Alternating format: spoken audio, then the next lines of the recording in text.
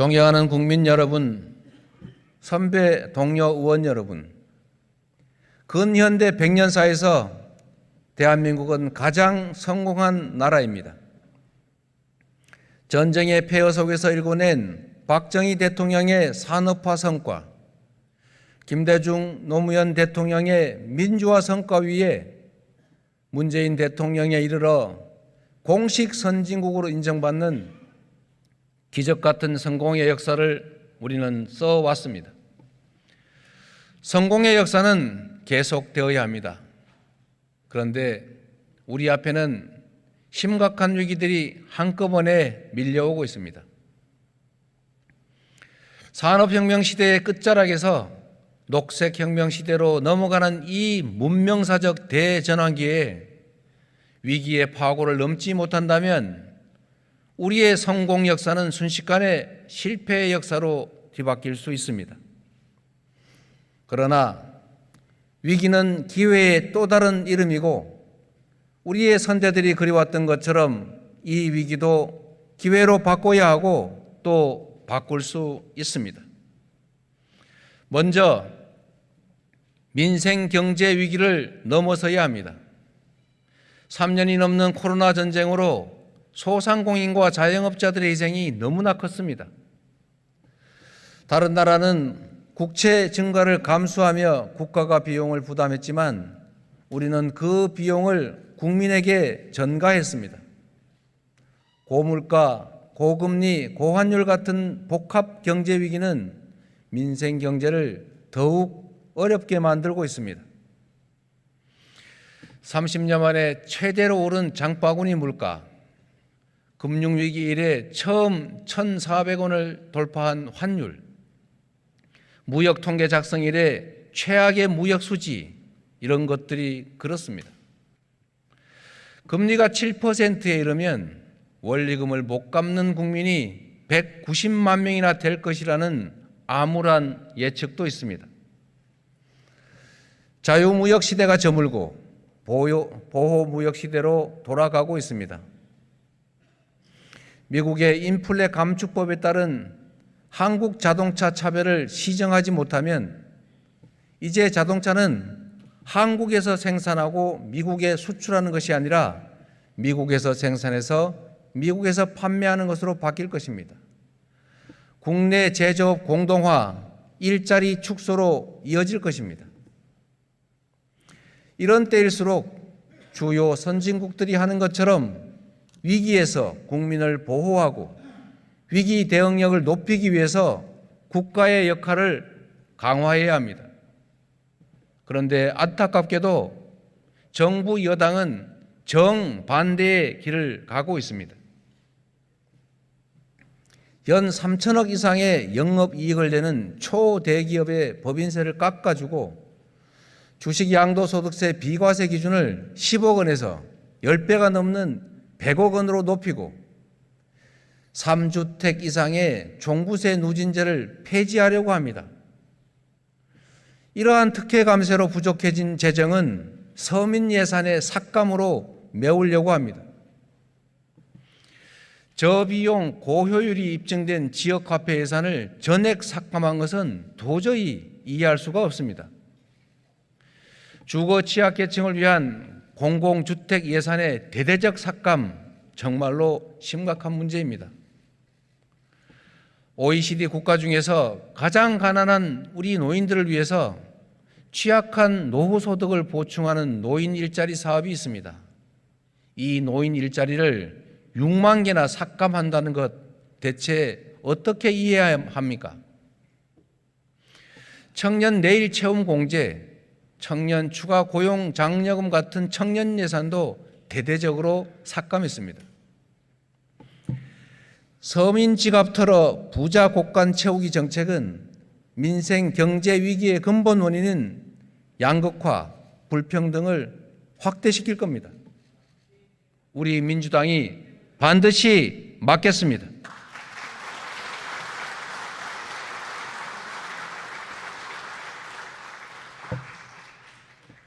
금리 급등에 따른 이자 부담이 저소득, 저신용 가구에 심각한 타격을 주고 있습니다. 금융 소외계층의 최후보루는 악덕 사채업자가 아니라 바로 국가라야 합니다. 불법 사채 무효법, 이자 폭리 방지법으로 불공정을 바로잡겠습니다. 누구나 금융에 쉽게 접근하고 기본적인 금융 혜택을 누릴 수 있도록 기본 금융 제도를 마련하겠습니다. 자영업자, 소상공인의 금리 부담을 낮추고 신속한 채무 조정으로 조기 회생을 적극 지원하겠습니다. 연이은 태풍과 집중호우로 반지하 등의 서민 주거지역 피해가 정말로 큽니다. 그러나 주택 침수 시의 지원금이 최대 200만 원이고 그나마 기업이나 영업시설은 보상에서 제외됩니다. 재난에서도 국민의 기본적 삶이 보장되어야 합니다. 지원액을 현실화하고 지원 대상을 늘려가겠습니다. 납품 단가 연동제로 고물가 부담을 원청과 하청업체가 나누게 하고 중소기업과 하청 납품업체의 단결권과 교섭권을 강화해서 상생의 기반을 만들어 가겠습니다. 화물차 안전 운임제를 유지할 뿐 아니라 그 대상도 확대해 가겠습니다.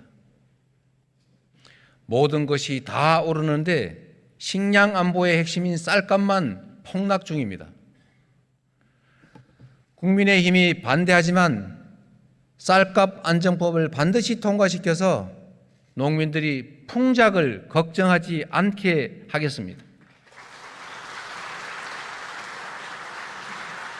이제 국가균형발전은 시혜나 배려가 아닌 국가의 존속과 지속발전을 위한 불가피한 필수 과제입니다. 부울경, 충청권, 광주, 전남, 대구, 경북권의 메가시티 구상을 현실화해서 수도권 1극 체제를 5극 체제로 다변화하고 제주, 강원, 전북을 특별자치도로 만들어서 5극 3특 체제로 국토를 재편해 가겠습니다. 철도, 의료, 항공, 전력 같은 기반시설과 공공서비스의 민영화는 국민의 부담 증가로 귀결된 것이 세계사적 경험입니다. 민영화 방지법, 국유재산 특혜 매각 방지법으로 국민재산 유출을 막을 것입니다. 신보호주의, 무역주의 대비도 시급한 과제입니다. 무역으로 먹고 사는 나라에서 경제 안보와 경제 영토 확장은 정부의 가장 중요한 숙제입니다. 저와 민주당은 국익 우선 실용 외교의 원칙 아래 경제 영토 확장에 초당적으로 협조하되 국익과 국가 위상 훼손에는 강력하게 대응하겠습니다. 기후위기는 인류가 해결할 가장 큰 숙제입니다. 이대로 가면 5번째로 멸종한 공룡에 이어서 인류가 6번째 멸종의 주인공이 될 수도 있습니다. 이미 지구 온도는 산업혁명 이전 대비 1.1도씩 올랐고 마지노선인 1.5도씨를 위협 중입니다. 전 세계가 화석 에너지를 줄이고 재생 에너지를 늘리고 관련 산업을 집중 육성 중입니다. 풍력, 태양광, 전기차, 배터리, 친환경 조선고 항공기, 초절전 반도체, 그린 수소, 그리고 에너지 절감형 건축 소재 같은 그린 뉴딜 산업이 대표적입니다.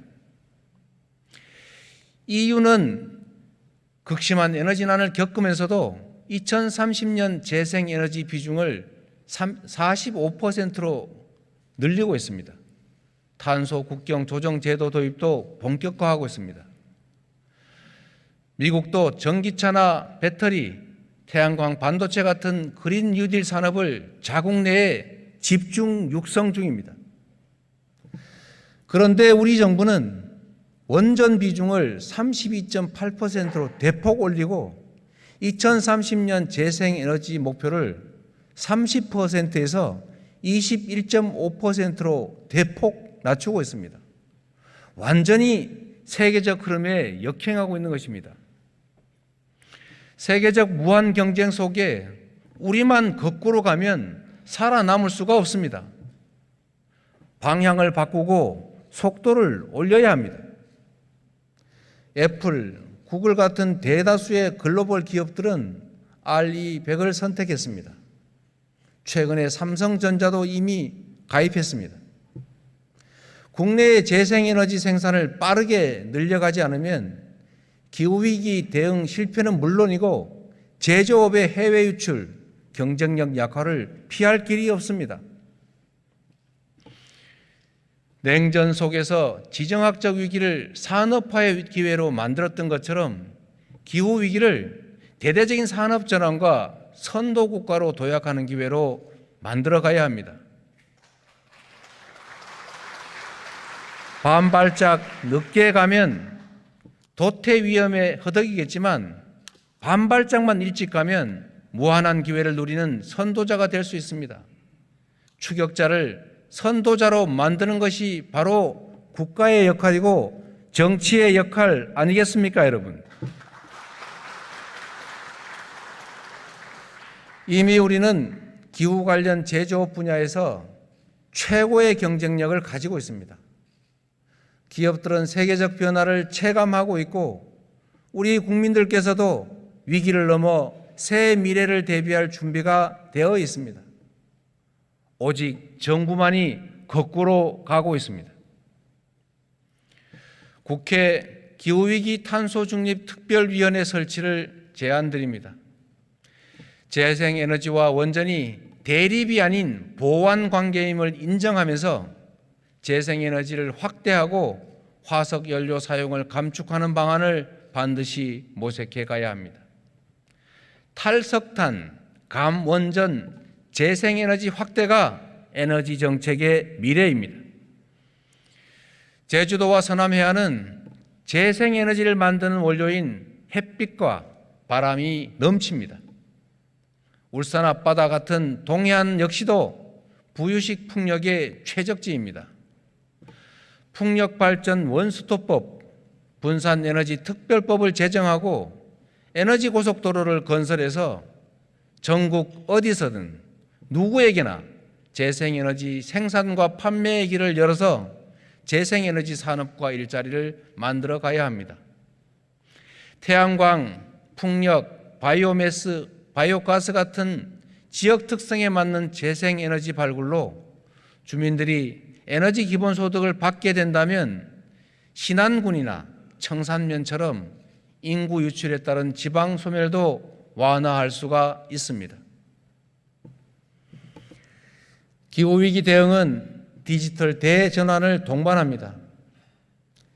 DNA, 데이터, 네트워크, AI를 주축으로 도시와 기업을 스마트화하고 자원과 에너지 효율을 극대화하고 생활 문화를 업그레이드 시킬 수가 있습니다. 우리 인류는 그동안 채굴, 생산, 사용, 매립이라는 하나의 방향으로 자원을 무한 소비해 왔습니다.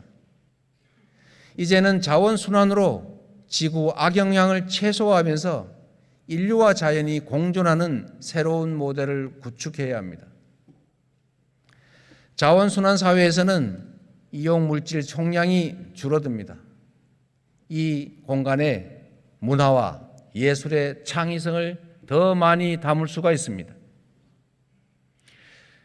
여러분이 아시는 것처럼 최근 오징어 게임이 미국 에미상 6관왕에 올랐습니다.